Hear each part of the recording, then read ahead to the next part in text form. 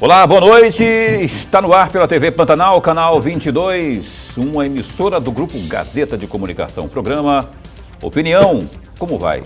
Vai bem? Quinta-feira, 5 de agosto de 2021. Então a gente está começando mais uma edição do Opinião. Muito bom poder estar aqui com você. E hoje a gente vai entrevistar aqui o governador de Mato Grosso, Mauro Mendes, tal como a gente anunciou, não é?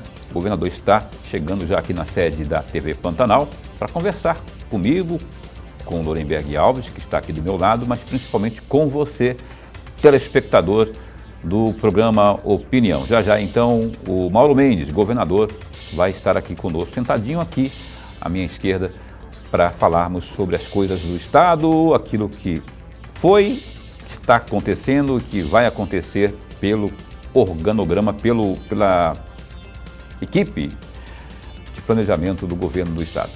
Lorenberg Alves comigo aqui, boa noite, caríssimo. Boa noite, meu amigo Paulo Coelho, um grande abraço, mas um grande abraço a todos os nossos telespectadores, em especial um telespectador, meu amigo, meu irmão, o Edmundo, que assiste todos os dias o nosso programa. Edmundo da onde? Ele é aquele que jogava bola? Não. No Flamengo? Não, ele era funcionário público 40 anos no Estado. Ah, é? Da onde que é o Edmundo? Daqui de Cuiabá mesmo. É. Ô Edmundo, boa noite, amigo. Muito obrigado aí pela sua... Eu estendo também aqui um abraço a você e o cumprimento também, Edmundo, e a você também que está aí acompanhando. Tem uma boa pergunta para o governador? É hora de fazer agora. Mande via WhatsApp, 99932-2529, está aí na tela para você interagir conosco. Quem manda aqui é o telespectador, é você que manda aqui. Então, tem alguma dúvida aí, alguma sugestão, alguma crítica, algum elogio, esteja bem à vontade para interagir conosco no programa Opinião. Eu quero mandar um abraço para você que se liga também no Opinião pelas vias online, não é? Pela internet, no www.gazetadigital.com.br e também pela página no Facebook da TV Pantanal. Muito obrigado pelo carinho, esteja você aonde for, em qualquer lugar do mundo, acompanhando ao vivo ao programa Opinião. Olha, eu quero antecipar aqui, produção, eu falei agora há pouco aí do Gazeta Digital, vamos ver o que temos de mais importante nesse instante no GD, como por exemplo os dados da Covid-19.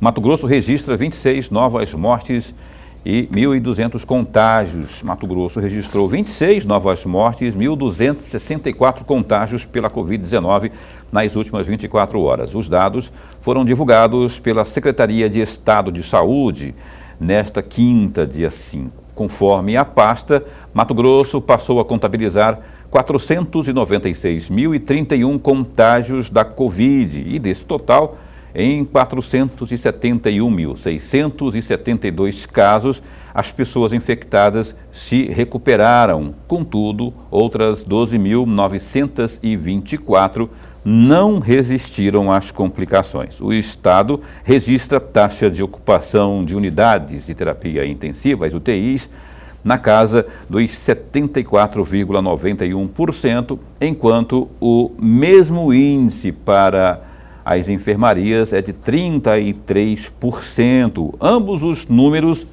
dizem respeito a leitos exclusivos para a Covid-19. Outro destaque também aqui no Gazeta Digital, rapaz. Olha só. Muita atenção que é para você que está interessado numa oportunidade boa para renegociar suas dívidas junto ao Estado.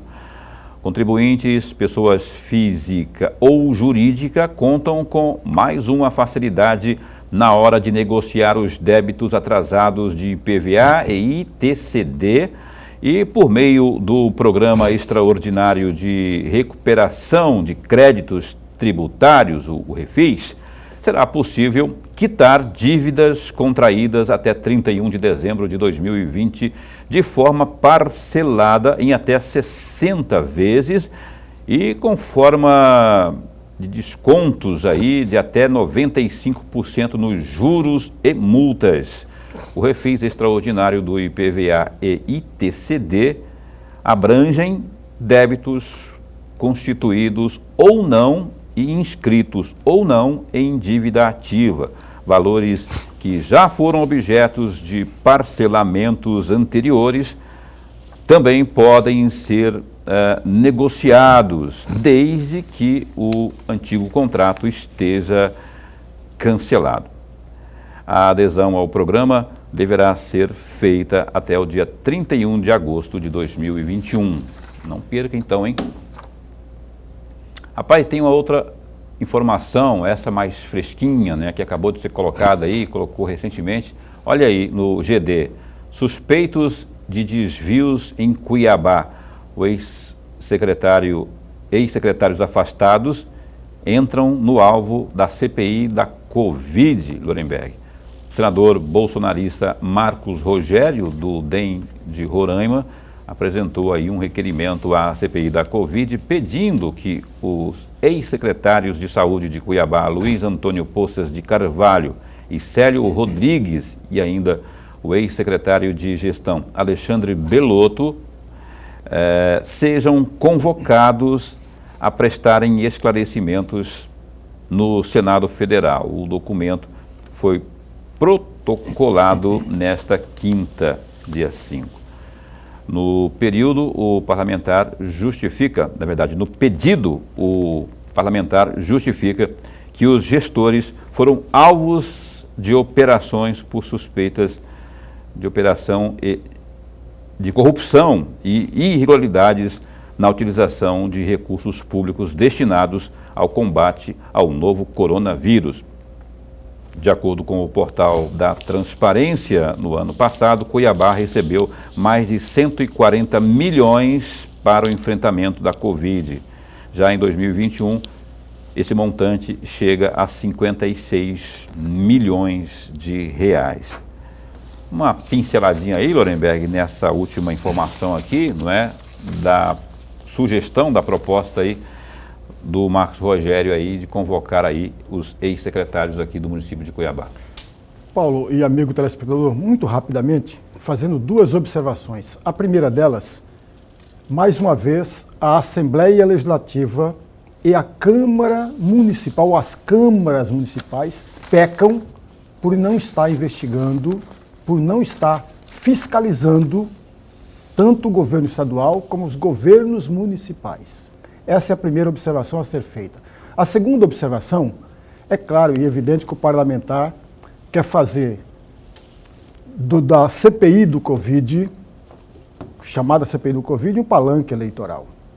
Por uma razão muito simples, amigos. O Senado, em especial a CPI do Senado, não tem a prerrogativa para investigar secretários de estados, secretários municipais e muito menos prefeitos e governadores. Esse é um ponto que deve ser muito claro, mas muito evidente. Aliás, já foi convocado o governador do Amazonas e o convite foi negado por conta de uma decisão do Supremo Tribunal Federal. O Senado não tem esta prerrogativa. Pode convidar. Há uma diferença muito grande aí, amigos. É bom que se criva isso com maior cuidado.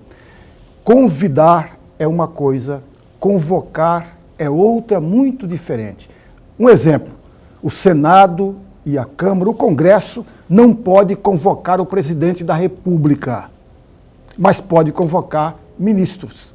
Entendeu a diferença? A Câmara cuiabana ou a Câmara Municipal de qualquer município, para ser bem redundante, pode convocar secretários municipais, mas não pode convocar o prefeito.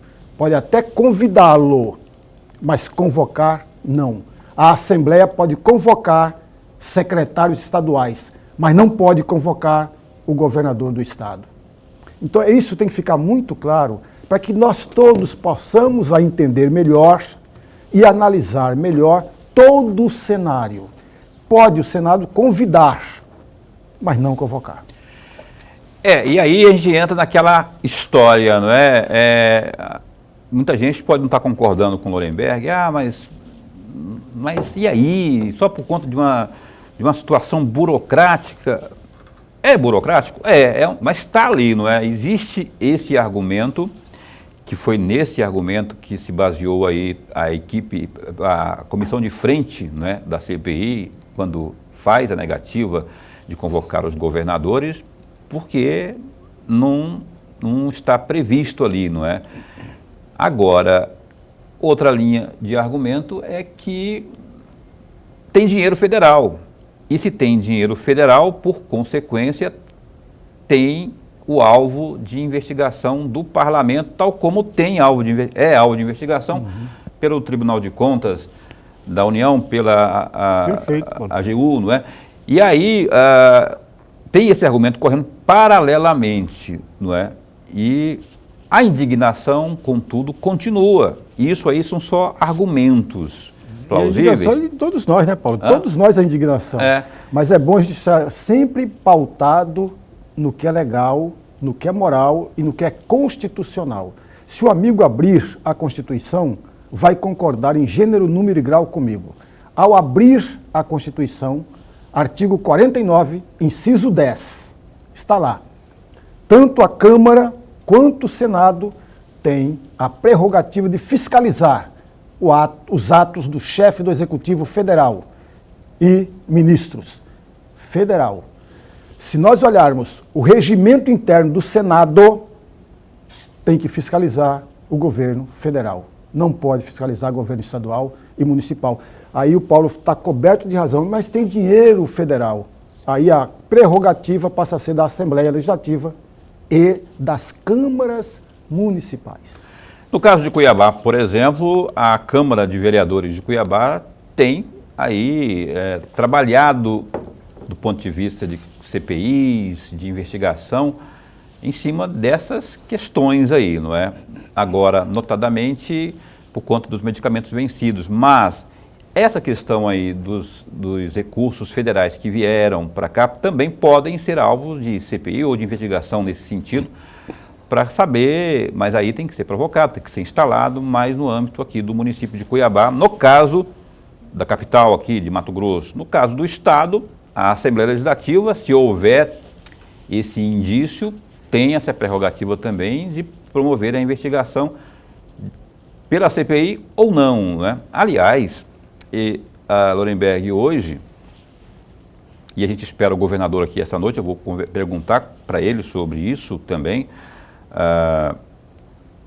Eu escutei o deputado Barranco, Valdir Barranco, do PT, e o Lúdio Cabral, também do PT, mas o Barranco principalmente, dizendo assim que, sobre essa questão da possibilidade de o governo ter tratado ou aberto tratativas para compra de vacina, que lá na ponta sugeriria a questão de propina ou de supervalorização da vacina. Aquilo que seria R$10, a vacina custaria R$14 e esses R$4 a mais aí seria dividido, uma coisa assim, que virou uma bola de neve. O governo já rebateu, dizendo que não, aliás, nem para ser, pelo que eu li, não é, nem tratativas houve, não é? Houve aí o governo se pronunciando sobre isso, mas assim, se daqui a pouco o parlamento estadual entender que isso é alvo de uma investigação mais assintosa, mais, não é, pormenorizada, cabe ao parlamento também levar adiante, né? Meu amigo Paulo, você está coberto de razão, mas coberto de razão, amigo telespectador. Veja, qualquer denúncia que haja, cabe ao parlamento específico fazer a fiscalização, ainda que no final de toda a investigação não comprove nada. Esse é o papel do parlamento. Por outro lado, não se pode também perder de vista, e aí é uma defesa que eu vou fazer ao governo, e a defesa é justa. Nenhum governador comprou isoladamente ou pediu para comprar isoladamente a vacina, mas foi feito um consórcio. O consórcio do Nordeste propuseram fazer compras da vacina. Portanto, trata-se de um conjunto de governadores, de prefeitos, inclusive. Então, é preciso que nós também tenhamos a clareza disso, para não cometermos nenhuma injustiça. Verdade. Então, fica bem claro isso aí. O governo já se manifestou por meio de notas, não é, no começo da semana, dizendo que não foi nem... Foi feito assim, um e-mail pedindo assim, ó, eu quero um certificado, trocando em miúdos, né? Eu quero um certificado de que você realmente representa tal empresa. Não houve resposta, ou seja, nem sequer houve andamento nesses contatos aí, pelo menos as informações que nós temos até este momento, oficiais, são essas, né? Então a gente vai, inclusive, eu quero, se o governador puder, né, daqui a pouco estará conosco aqui, falar sobre isso também aqui ao nosso telespectador do programa Opinião, né? Eu quero chamar intervalo, eu quero lá... Ah, tá. Ô, Lorenberg, eu falei agora do quadrilhão, da investigação que tem ali na Câmara Municipal de Cuiabá, não é? E essa questão, ainda que não seja ligada diretamente à Covid, está um pouco estranha, não é? Porque assim, não houve ainda... Houve uma ex-secretária que chegou lá, jogou muita coisa no ventilador, não é? Mas assim, nem situacionistas, nem oposicionistas estão realmente com um norte definido, sabe-se que tem que investigar, mas ainda não se sabe palpavelmente aquilo que pode ser explorado do ponto de vista da investigação. Como é que você está vendo aí essa questão da CPI? Paulo, é preciso a gente observar, amigo, toda vez que é proposto uma CPI, 3 coisas são importantíssimas nessa CPI. A primeira delas é cumprir um dos regulamentos, que é apresentar o número de assinaturas possíveis para instalar a CPI. E aí muda sempre de parlamento para parlamento. No caso, por exemplo, se não me falha a memória, na Câmara Cuiabana são 9 vereadores que precisam assinar para dar andamento a uma CPI. Se tiverem 5 assinaturas, a CPI não sai. Tem que ter 9 ou mais vereadores. Esse é um ponto que parece claro. O segundo detalhe que tem que aparecer aí, que haja um foco, que haja um objeto. Esse objeto tem que ter clareza absoluta, clara como a água que sai lá da nascente, clara. Terceira questão que deve também ser muito clara, a justificativa. Quando a CPI abre um leque muito grande, mas muito grande, e ao longo de uma investigação pode ocorrer isso de fato, ela corre o risco de perder a sua direção, o seu rumo. É por isso que eu falo sempre aqui, amigos, e eu já falei em outras oportunidades, e vou repetir quantas vezes forem necessários. Toda a CPI, independentemente do parlamento, tem 2 ações primeiras que devem ser levadas em consideração. A primeira delas, acesso à documentação, toda a documentação. Acesso à documentação.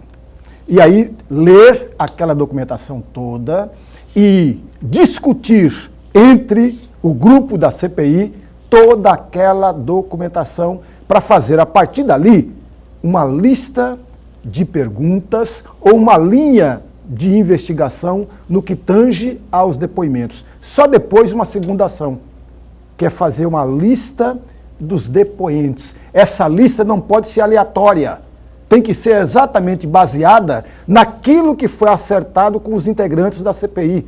Mas, Paulo, infelizmente, amigos, e eu acompanho o jogo político eleitoral, inclusive as CPIs, infelizmente, isso não é levado a sério e arrisca. A CPI quer logo de cara trazer depoimentos. E aí você perde o foco, perde o rumo e perde tudo. Até porque o depoimento dá maior visibilidade ao parlamentar, seja vereador, deputado e senador ou deputado federal. Dá maior visibilidade. E o eleitor passa a dar maior atenção à CPI, diferentemente de uma leitura, de uma discussão da documentação, porque ninguém vai ver. Simples. Verdade. Mas e aí, do outro lado, lá no outro lado, bem distante disso aí, está a população, não é? E aí que tem que ter atenção realmente. A gente não pode deixar de observar que o mais importante nisso tudo é o interesse público. Ah, mas a CPI é para pôr... Mas desse jeito, uma CPI dentro da outra CPI, uma proposta de CPI dentro da outra CPI, quer dizer, estão politizando tudo, estão fragmentando o assunto, e cada vez mais, quando se fragmenta isso, mais distante fica, quando se politiza tudo, a resposta, distante da resposta. Porque você viu, eu vi, todos nós vimos medicamentos importantes, antibióticos, leitinho, né, vencidos, é dinheiro público. E a resposta não veio ainda. O prefeito esteve aqui, sentadinho aqui nessa cadeira, e falou assim, ó, existe uma margem, mais ou menos nesse sentido, de que é considerável, que se pode, não é, que é tolerável para fazer aí para se entender como medicamento vencido. E falou isso aqui, você lembra disso? Falou, lembro. Quando na verdade não se pode tolerar, nem porque é dinheiro público, é dinheiro do cidadão. Mas tem um detalhe aí, Paulo, você talvez saiba mais do que eu a respeito disso. No depoimento da ex-secretária, ficou 2 pontos que me chamaram bastante atenção, mas muita atenção. A primeira delas, ela falou que de 2017 a 2018, que foi o período em que ela ficou na chefia da secretaria, ela sofreu pressão por parte de empresários a respeito de venda de medicamento. Portanto, esse item pode sim ser foco, Paulo, nessa investigação da CPI atual, porque não sai fora. Esses itens que eu estou mencionando não saem fora, amigos, porque há pressão de empresários dentro disso. Aí você pode trazer outros questionamentos, evidentemente. Por que a ex-secretária, naquela época, não deu vazão a esta pressão, não colocou às claras tudo isso que vinha acontecendo? Esperamos respostas eloquentes, não é? E se for esperar aí por uma questão de CPI, eu não estou aqui minimizando ou desacreditando, e nem estou desacreditado na CPI. Não vou nem emitir opinião do que eu penso de CPI, mas o que eu sei é que, de um jeito ou de outro, às claras, tem que se ter aí a resposta do Poder Público Municipal. É isso que eu gostaria muito de ver aí, seja quem for o secretário ou até mesmo o prefeito, dizer, ó, aconteceu isso, estamos tomando providência, fulano. Agora, tem que botar o dedo na ferida, né? Esse negócio de empurrar com a barriga não funciona e não vai levar ninguém a lugar nenhum e vai deixar o povo mais irado, né? Porque é saber que está sendo roubado, porque dinheiro que foi investido e que foi por ralo, investido na compra daqueles medicamentos, né? E depois foi por ralo, porque o medicamento venceu. Quem que não vai ficar furioso com isso aí? O cidadão, principalmente esse que está passando por dificuldades, falta de emprego e falta do que comer em casa. Você viu o episódio do ossinho? Que lá não é sensacionalismo, não. O Botelho esteve aqui ontem, falou, ó, esse negócio aí do ossinho acontece não é só no CPA, não, só fila de ossinho, só põe ossinho para você ver lá no Pedra 90, qualquer canto que tiver, filas se formarão por conta disso. As pessoas estão realmente precisando de ter a garantia alimentar num estado gigantesco como esse aqui, e mais do que gigante, mais do que enorme, um estado que produz de tudo e é campeão de tudo na produção, exportação e tudo mais, e o povo passando fome. E aí não é força de expressão não, passando fome mesmo, pode não ser o seu caso, mas você pode dar uma esticadinha aí na periferia, você vai ver que tem gente que está realmente agoniado porque não tem emprego e não sabe o que fazer para garantir a alimentação de seus filhos. Bom, Opinião vai dar um tempinho para um breve intervalo comercial aqui no programa Opinião da TV Pantanal, canal 22. Daqui a pouco o governador, a gente fez o compromisso de ele estar conosco aqui conversando sobre as coisas do estado de Mato Grosso, até como uma forma de prestação de contas, não é, ao telespectador aqui do programa Opinião. E você pode mandar pergunta, não é? Evidente, a gente está na expectativa da vinda do governador, que segundo a assessoria está chegando, não é? 99932-2529. Opinião dá um tempinho só e volta já já. Já estamos de volta ao vivo aqui no programa Opinião. Enfim, chegou o homem. O governador de Mato Grosso, Mauro Mendes, está a postos conosco nesse momento aqui. Chegou esbaforido, eu costumo chamar que chegou esbaforido, cansado, suado, mas chegou, né? Importante é vir, né, governador? Importante ver. Boa noite. Boa noite, Paulo. Boa noite, professor. Um prazer estar aqui mais uma vez com vocês no programa Opinião. E peço desculpa pelo atraso aqui. Agenda tão corrida, tanta coisa. Nós tivemos que cancelar essa semana, mas eu agradeço a oportunidade mais uma vez de estar aqui com vocês. Verdade. Então vamos lá. Eu vou pedir síntese, inclusive, nas perguntas e respostas para a gente tentar recuperar aqui e abordar o máximo de assuntos possível. Eu falava agora há pouco aqui na introdução, não é, no primeiro bloco, governador, sobre... Eu queria até que o senhor se manifestasse oficialmente pela primeira vez aqui, pelo menos na TV Pantanal. A questão da compra ou não de vacinas. Houve tratativas? Se houve, até que ponto elas chegaram a acontecer? Porque elas, se ocorreram, teriam tido o seguinte sentido, de que lá na ponta houvesse superfaturamento e o valor a mais... Paulo, pode parar. E o valor a mais... Pode parar, não tem ilação, não precisamos fazer ilação e nem tentar montar quebra-cabeça com coisa que não existe. Então não existe. Nós estávamos no mês de março, abril, o Brasil inteiro, o mundo inteiro queria comprar vacina. Nós recebemos um e-mail de uma empresa dizendo que era representante, né, de um cidadão dizendo que era representante de uma tal de Davat, que representava a Johnson & Johnson.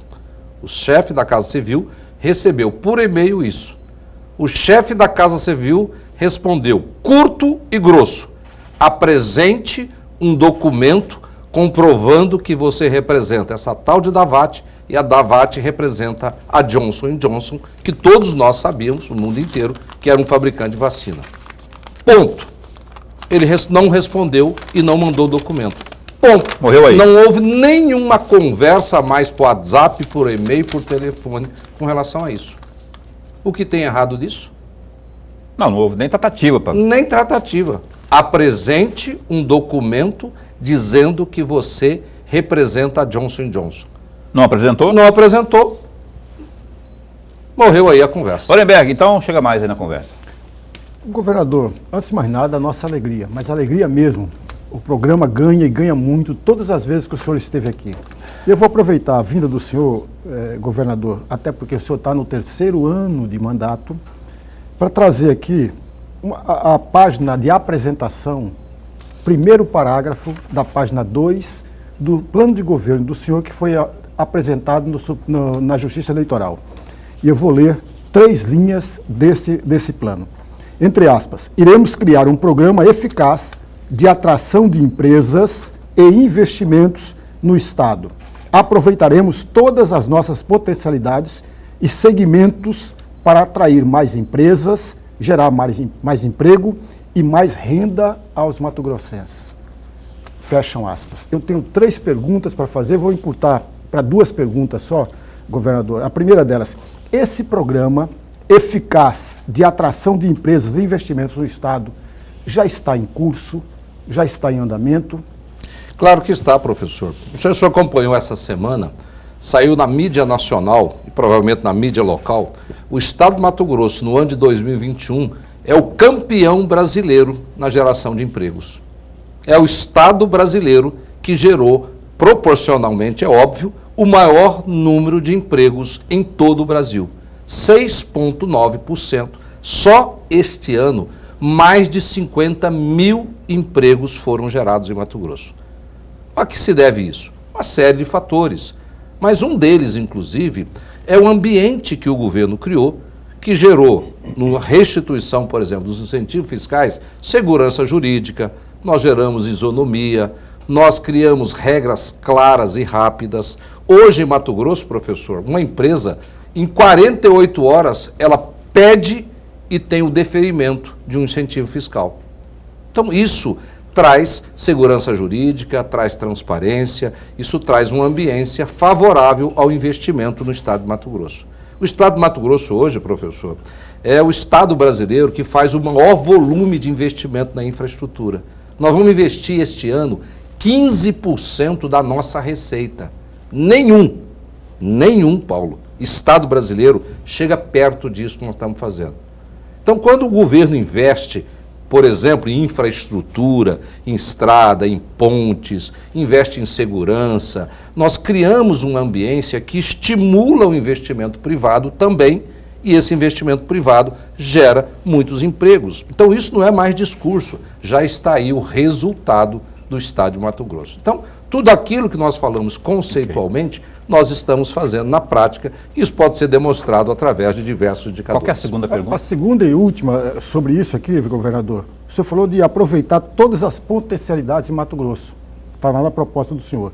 E aí vem a minha segunda questão. Mato Grosso é o maior produtor de algodão.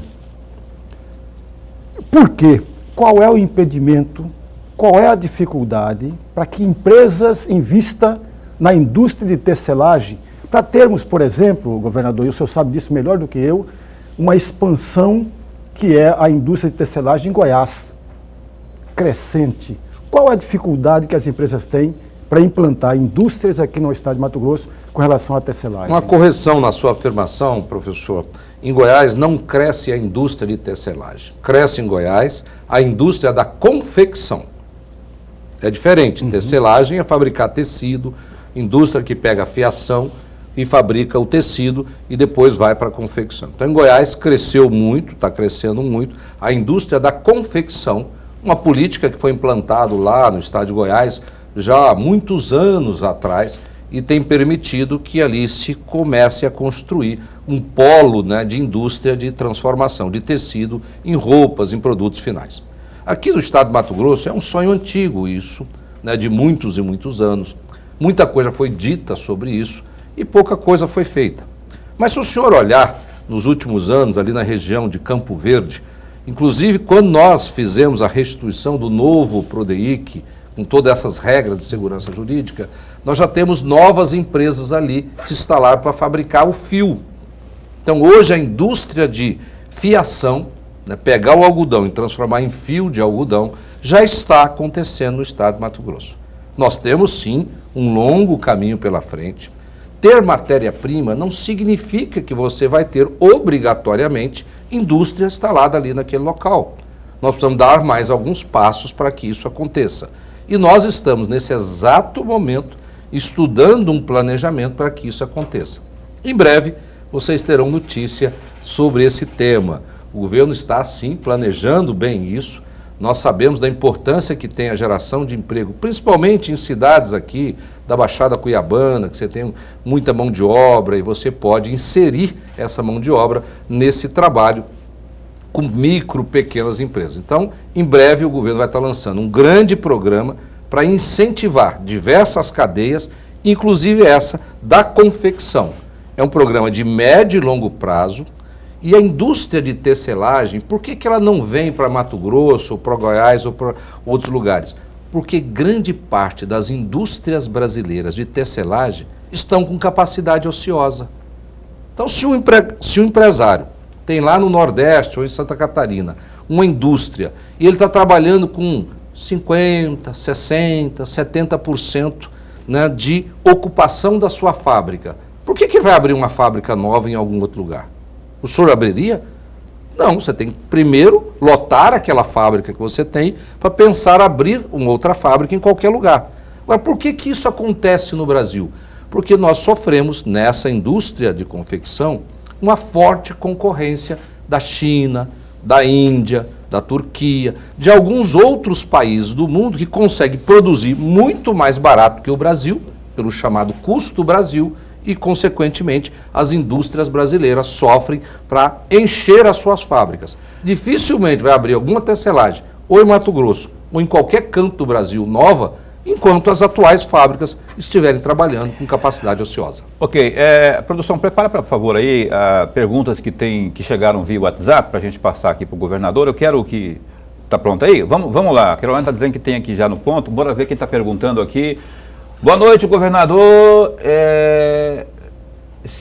Sem um consenso claro entre o Executivo e também o Legislativo, lideranças partidárias da Assembleia Legislativa apresentaram um projeto de lei complementar para alterar a cobrança da alíquota previdenciária de aposentados em Mato Grosso, que será votada nesta sexta-feira, dia 6. Como o senhor avalia essa iniciativa, tendo em vista que o projeto as propostas deveriam ser encaminhadas pelo governo. Há possibilidade de veto? Alain Mesquita, repórter do Gazeta Digital. Alain, a sua afirmação ela não está correta. Há sim um consenso nesse tema. Nós construímos com a Assembleia Legislativa um consenso, né, sobre aquilo que seria possível, necessário e possível de fazer nesse tema da Previdência. Esse consenso existe. Nós tomamos um caminho de passar primeiro no Conselho da Previdência. Alguns servidores pediram vista, tem atrasado muito, tem demorado muito. Eu, para respeitar o Conselho, não quis atravessar e mandar sem o Conselho, mas aquilo que a Assembleia está tramitando tem consenso do governo, eles aprovando, não vou vetar, será sancionado. Isso é compromisso de não vai vetar, não é? Se for seguido aquilo que foi combinado. Se seguirem aquilo que foi combinado, não será vetado. Nesse bloco ainda tem como colocarmos mais uma pergunta que chegou via WhatsApp, por favor. Para ser rápido, não pediu para ser rápido. Se somos campeões em tudo, por que tem uma das cargas tributárias mais altas do Brasil? Por que temos população pedindo ossinho em açougues? Por que pagamos aí caro em tributo de energia elétrica e Mato Grosso vende mais barato para outros estados? A pessoa, Edésio que está perguntando aqui, segundo me disseram aqui no ponto, Edésio está perguntando isso aí. Edésio, o que você está afirmando não é uma verdade absoluta. Por exemplo, Edésio, o estado de Mato Grosso, ele tem o ICMS do combustível, por exemplo, do etanol, é o mais barato do Brasil. É o mais baixo ICMS. 12,5%. Tem estado, Edésio, que cobra no etanol 17%, 25%, 28% de ICMS. Nós temos, Edésio, na energia, né, também, não é um dos mais baratos, mas estamos na média dos estados brasileiros, tem estados mais caros do que nós. No combustível, tem estado que é mais caro do que o nosso. Nós temos, Edésio, em várias áreas, ICMS ou igual, ou em alguns casos, como eu citei, por exemplo, do etanol, o mais barato do Brasil. É o menor ICMS sobre o etanol do Brasil. Quando em relação à fila do ossinho, Edésio, é lamentável, mas, primeiro, fez-se uma mídia diferenciada sobre isso. Agora, você sabia, Edésio, que essa fila lá, ela tem 10 anos que essa pessoa distribui esse chamado ossinho? Esse ossinho, Edésio, ele é um osso com uma certa qualidade, né, que tem um pouco de carne, que talvez muitas pessoas comem nas suas casas. Tem açougue, Edésio, que vende esse chamado ossinho, porque é aquela carne que se corta, você vai em vários açougues aqui em Cuiabá, você vai encontrar esse ossinho para vender. Aquela pessoa muito bondosa, parabéns, eles, em vez de vender aquela parte, eles fazem doação para ajudar famílias carentes. Essa é a mais pura verdade. E tem mais, Edésio. Não sei se você sabe, o governo do estado de Mato Grosso tem hoje em curso o maior e o mais importante programa de assistência social da história de Mato Grosso. Só esse ano, nós vamos distribuir, este ano, 2021, 534 mil cestas básicas. O ano passado foi 330. Este ano nós colocamos o cartão Ser Família Emergencial, que é um programa, né, da Secretaria, com apoio e a participação da minha esposa, a primeira-dama Virgínia Mendes. Mais de 100 mil famílias estão recebendo, né, um auxílio emergencial. Agora, aqui na cidade de Cuiabá, você viu falar que tem distribuição de ossinho em outras cidades de Mato Grosso? É importante, né, Désio, que a prefeitura também faça a sua parte e que faça essa rede de proteção social extremamente importante, porque sempre vai ter pessoas, e sempre tiveram pessoas, que precisam de ser ajudadas, amparadas pelo poder público. O estado de Mato Grosso está fazendo a sua parte. Todos os 141 municípios recebem cestas básicas todos os meses, praticamente, distribuídas pelo governo do estado de Mato Grosso. É importante perguntar se as prefeituras, então no caso específico aqui de Cuiabá, como essa fila de ossinho foi aqui, o quanto ela fez e se pode ser comparado àquilo que o estado está fazendo aqui e nos 141 municípios de Mato Grosso. Muito bem, a gente está entrevistando aqui o governador Mauro Mendes, que continua conosco. Vamos para o primeiro break comercial com ele aqui, né? O segundo do programa, e o Opinião volta já já com a sua participação via WhatsApp nesta noite de quinta. Não sai daí. Ok, Caio, estamos de volta ao vivo, hoje entrevistando o Mauro Mendes. Orimbeck, abra, por favor, esse bloco de perguntas aqui, mas de flash, por favor. Muito rapidamente, governador, o senhor deu recentemente uma entrevista na Rádio Bandeirante e eu não ouvi a entrevista na Rádio Bandeirantes, mas eu peguei no site O Documento, no dia 25 de maio. Uma afirmação, entre aspas, a ajuda foi pequena, a ajuda foi pequena, mas foi importante.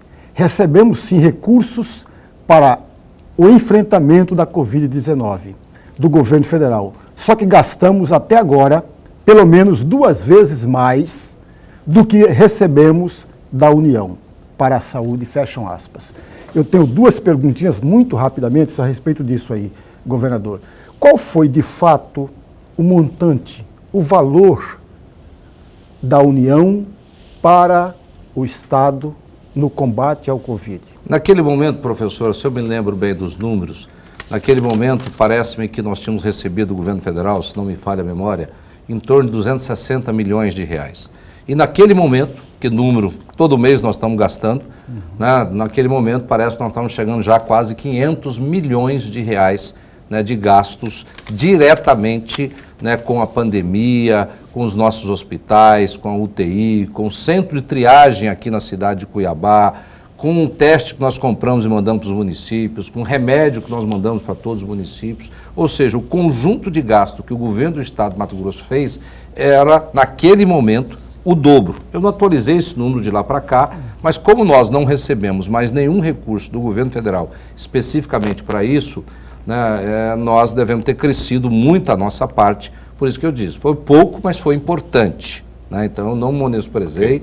Qualquer ajuda que chegue de qualquer lugar, eu sempre agradeci e continuo agradecendo o governo federal, mas, como se trata de uma emergência na saúde, seria, no mínimo, razoável que tivesse uma participação aí meio a meio nesse enfrentamento da pandemia aqui no estado de Mato Grosso e também, é claro, em todo o Brasil.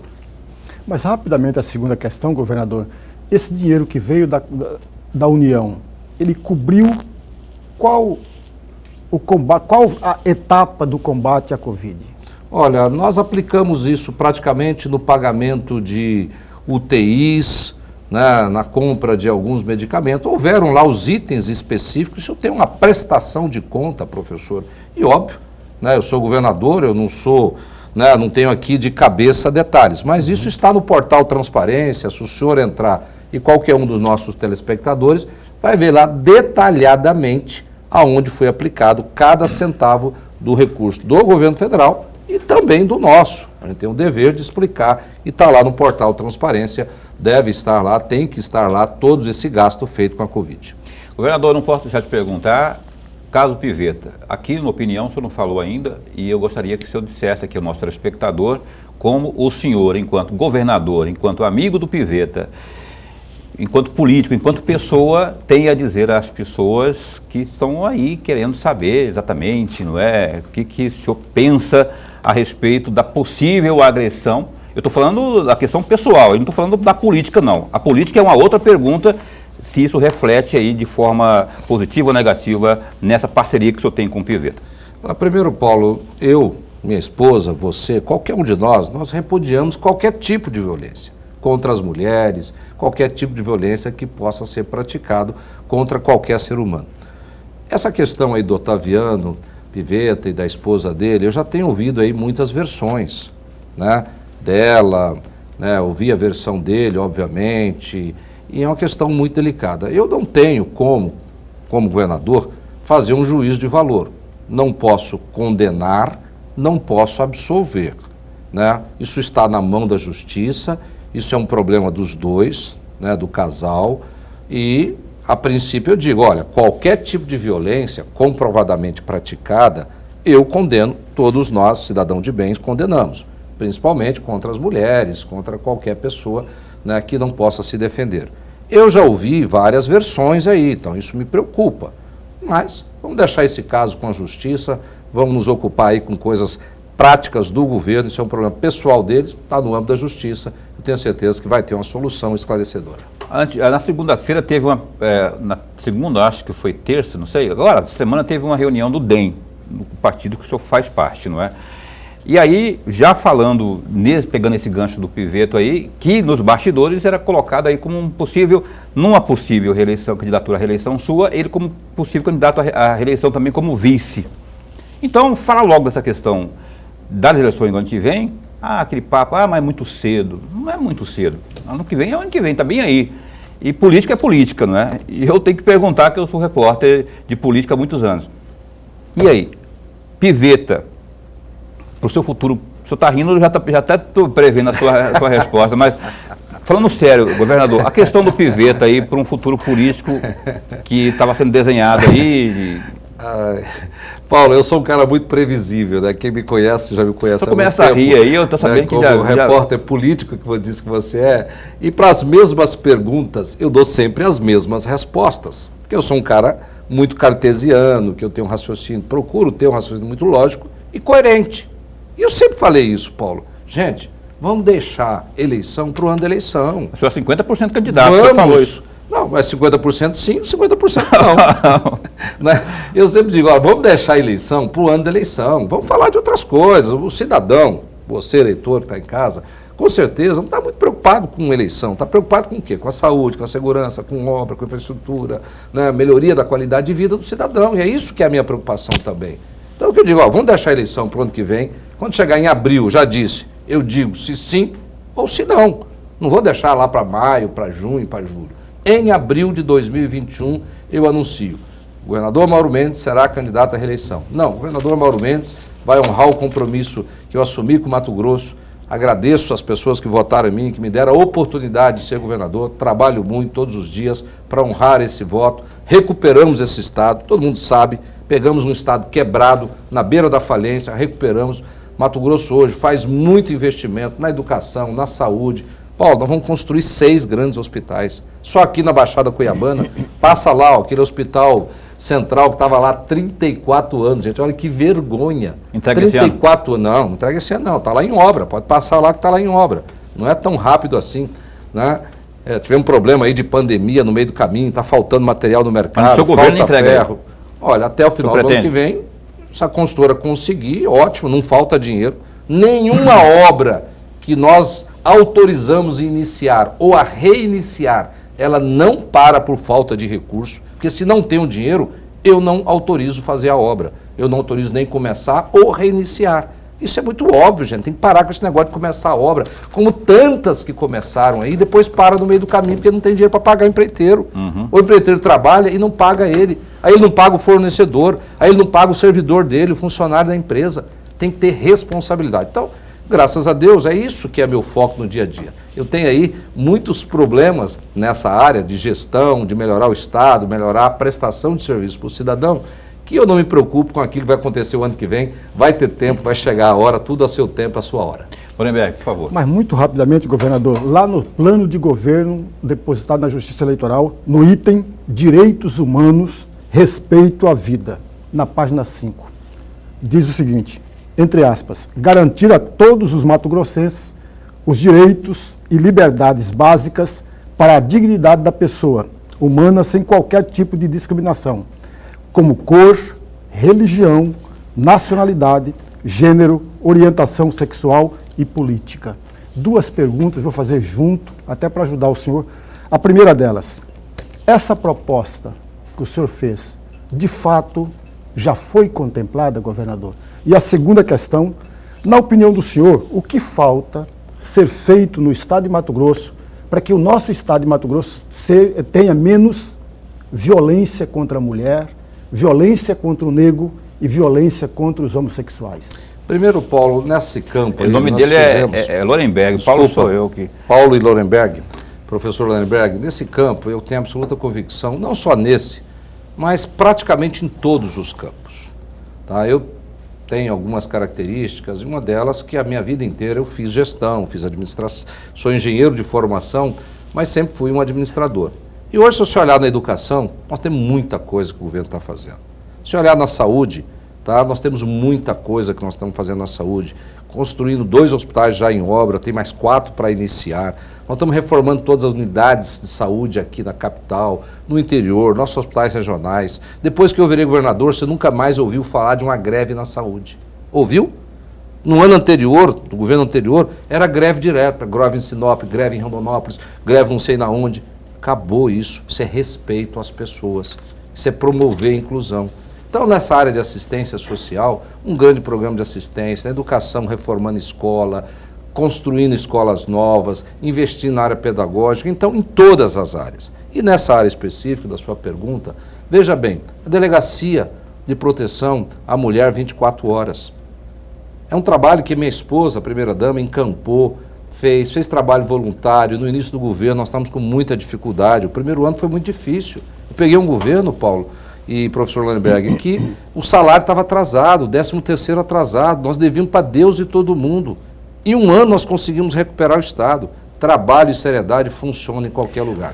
E aí nós temos nessa área de inclusão social, de proteção das pessoas, tem políticas lá na CETASC para todas essas áreas. Claro que às vezes a gente nem consegue fazer divulgações e às vezes você, o cidadão, não fica sabendo, e é natural isso, de tanta coisa que o governo está fazendo. Nós somos muito bons, a gente comenta isso lá dentro do governo, às vezes até para trabalhar e dar resultado. E com o tempo as pessoas percebem isso. Mas já não fica cacarejando, faz um negocinho, gasta... Tem político que faz uma obra de 500 mil reais e gasta 2 milhões em propaganda. Nós não somos desse feitio. Nós estamos fazendo muita coisa no Mato Grosso, em diversas áreas, em diversas cidades, praticamente em 141 municípios hoje, você tem obras e ações do governo do estado de Mato Grosso. Governador, vamos para o telespectador aqui, participando conosco aqui, para que a gente possa, em 6 minutos, olha só, responder todo mundo.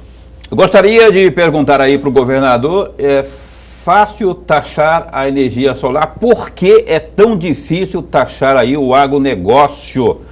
O João Ferreira, que segundo me disseram aqui, que está perguntando isso. João, primeiro, não sei se você acompanhou, um dos primeiros atos que nós fizemos no início da gestão foi aumentar o FETAB, que é uma taxação do agronegócio. Então, a sua afirmação, ela não está correta e ela precisa ser atualizada com essa informação. Nós aumentamos a taxação do FETAB, correto, Paulo? Correto, professor?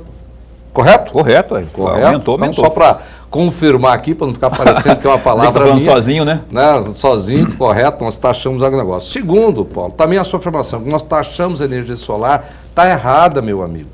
A energia solar, ela não paga ICMS em Mato Grosso. Basta olhar a conta direitinho. O que está pagando ICMS em Mato Grosso é o uso do sistema de transmissão de energia. Essa rede que você usa para a energia chegar na sua casa, de dia gerar, mandar para o outro lado, isso tem ICMS. E para dar isenção hoje, eu, governador, eu concordo, não tem problema. Só que para me dar isenção, existem regras. Existe um negócio no Brasil chamado Constituição Brasileira. E a Constituição Brasileira diz claramente, nenhum incentivo fiscal pode ser dado se não for aprovado antes por um órgão chamado CONFAZ, que é um órgão federal que participa o Ministério da Economia, o ministro, representantes do governo federal e representantes de todos os estados brasileiros. Se esse órgão não aprovar primeiro, o que nós fizermos aqui é ilegal, é inconstitucional. E aí me desculpa, eu não posso e não vou fazer nada ilegal, inconstitucional, para depois eu responder. Então, você pode atualizar a sua informação, a energia não paga ICMS.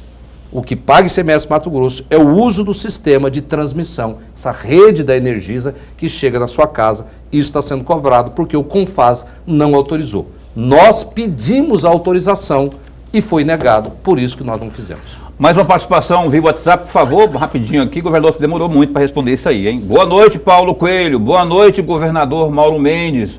O senhor concorda com o presidente Bolsonaro de que o voto tem que ser impresso? Abdala Zaru, que é jornalista. Eu até fiz um pronunciamento, eu fiquei observando essa conversa aí nas redes sociais, o presidente falando, e fiquei, confesso a você, uns 15 dias pensando nesse negócio. Fiquei pensando, e hoje eu fiz um pronunciamento até nas minhas redes sociais, e digo que concordo sim, concordo. Primeiro, é fácil fazer isso, tem tecnologia, colocar o impressor do lado da urna ali, não é problema para ninguém. Acaba com essa dúvida, a democracia não pode ficar convivendo com essa dúvida. Então vamos fazer o voto impresso, o cidadão vai lá, digita o número dele, digita o outro, quando ele acabou de votar, vai sair uma impressorazinha, ele não vai pegar esse negócio, ele vai ver impresso ali, ele confirma, aquilo cai na urna, isso vai dar mais segurança. Então, a segurança jurídica, a segurança de que não tem fraude, isso é bom para a democracia, é bom para o Brasil. E não dá para transformar esse tema no tema mais importante do Brasil. Então vamos virar essa página, eu concordo, se a maioria dos brasileiros concordar, eu espero que o Congresso Nacional concorde, a gente vira essa página e vamos discutir coisas muito importantes para o Brasil. Como melhorar a segurança pública no Brasil, como gerar mais empregos no Brasil inteiro, como desburocratizar o serviço público no Brasil. Tem muitos temas importantes, por isso que eu concordei para poder virar logo essa página.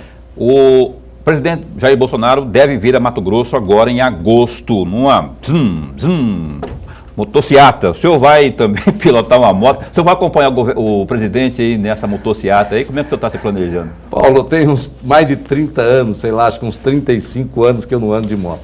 De bicicleta é que eu ando de vez em quando, né? Mas vamos esperar confirmar direitinho o dia, até tendo algumas controvérsias aí, era dia 20, dia 28.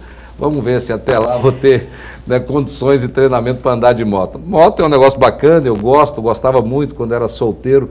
Depois que eu casei, tem 27 anos que eu sou casado, nunca mais eu subi em cima de uma moto. A culpa é da Virgínia agora. Não, não é não. É porque eu quase morri num acidente. Quase tive um acidente fatal de moto, quase.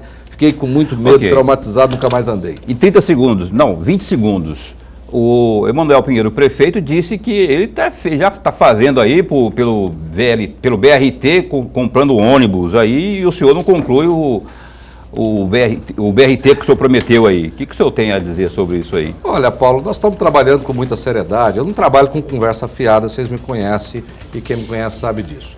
É ótimo que o prefeito comprou. Primeiro ele não comprou nada, ele já mentiu aí. Porque quem comprou foi as empresas privadas que têm uma concessão e a empresa privada que tem uma concessão e que comprou o ônibus. Então, se ele fala que ele comprou, não sei, você que disse aqui, que eu estou partindo da sua informação, porque eu não vi essa palavra do prefeito, a partir da sua afirmação aqui. O município adquiriu, né? Que ele tá o município não adquiriu. A empresa privada que tem uma concessão, as empresas de ônibus compraram os ônibus. Certo. E elas são concessionárias no serviço de transporte no município de Cuiabá. O prefeito está mentindo em outras Se ele falou isso daí, a questão isso não é verdade. De investimento também aí, a saúde sendo alvo de denúncias e tudo mais aí. O senhor já foi prefeito de Cuiabá, sabe que é difícil, Paulo, né? Paulo, cá para nós, né? 7 secretários afastados por corrupção. Precisa falar mais alguma coisa? Não sei, o senhor acha que... Gente, pelo amor de Deus, 7 secretários afastados por corrupção. Só na saúde, 3. Pelo amor de Deus, né? Ok. Mais alguma coisa nas suas considerações finais? Eu queria agradecê-lo aqui, viu, por ter vindo aqui. Espero que o senhor possa vir um dia aqui para a gente falar mais, prosear mais, né, e falar mais coisas do Estado, que eu sei que está bombando aí em ações. Muito obrigado por ter vindo. Obrigado, Paulo. Obrigado, professor. Obrigado a você, telespectador, que nos acompanhou. Peço desculpa mais uma vez, Paulo. É que a agenda é uma correria. Eu trabalho muito e procuro sempre trabalhar bastante para honrar o compromisso que eu fiz com o Mato Grosso. Meu grande compromisso foi entregar um Estado muito melhor do que eu recebi. E não tenha dúvida, já está muito melhor. Hoje o Estado do Mato Grosso, esse ano, professor, vai investir 15% da sua receita. Não tem nenhum Estado brasileiro que está investindo isso. Então, parabéns, Mato Grosso, parabéns todos que estão ajudando nisso. Agradeço a Assembleia, agradeço aos meus servidores, meus colaboradores mais diretos, mas a todos aqueles que fazem essa história bonita, recente de Mato Grosso. Produtores rurais, empresários, empreendedores. Todo mundo está construindo aqui um belíssimo Estado que investe muito, que está melhorando muita coisa. Você olha na segurança, tem investimento, na saúde tem, nas escolas tem, na infraestrutura. Então, é um Estado que está fazendo ações, obras, e isso está melhorando a vida dos mato-grossenses. E eu fico muito feliz de estar aqui nesse momento, ajudando e dando a nossa contribuição. Muito obrigado, um abraço, boa noite a todos. Muito obrigado ao governador Mauro Mendes, obrigado também à assessoria de comunicação, à secretária de comunicação, Laís Souza, minha amiga, também a Carol Sanford, que é adjunta, ao Lucas e a toda a equipe. Nuremberg, até amanhã. Até amanhã. Amanhã a gente entrevista ao vivo às 7h30 da noite, o senador da República, Carlos Fávaro, ao vivo às 7h30 da noite. Ó, tem muito assunto para abordar com Fávaro, não perca. Até lá, fica bem, fica com Deus também.